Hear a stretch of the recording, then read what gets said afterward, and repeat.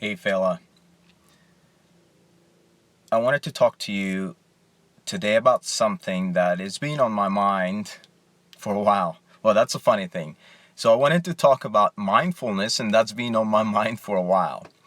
If the word mindfulness is not speaking to you, if the combination of words being in the now is not telling you anything, or it sounds like woo-woo stuff, then click yourself out of this video right now. You're gonna do yourself a favor if you do that right now. But if you want to know more about mindfulness, then watch for the next couple of minutes. Why is it good to be in the now? First of all, I gotta tell you that we humans, the freaking human animal, are masters of not being in the now, not being present, not being mindful, not being awakened. We are masters at being in the future or in the past.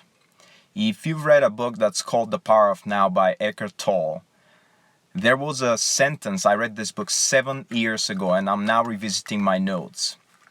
There was a sentence that was struck me back then, but I couldn't understand it very well. And here we go now, 7 years later, I kind of know what he's talking about.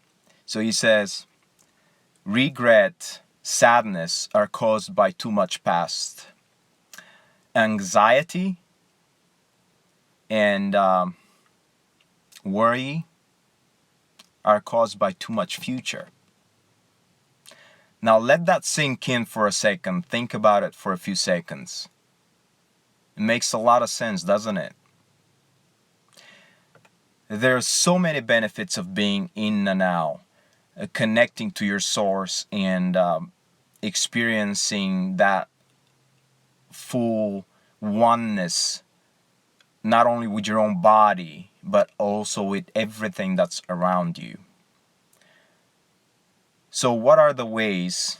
I'm not going to get into all the benefits of being in the now, but what are the ways? This is the topic of this video, and I want to make it quick. One way to be mindful, and by the way, today I discovered or rediscovered another way, and I'll tell you about it in just a second or two. So one way to be mindful, of course, is meditation, and we know about that. Another way to be mindful is prayer. If that's your thing, then that's a good way for you to be mindful, to be present, to be awakened.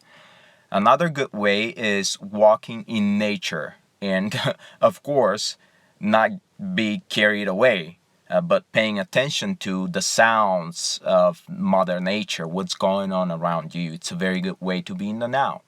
Another way is extreme sports. Why would extreme sports be a way to be mindful?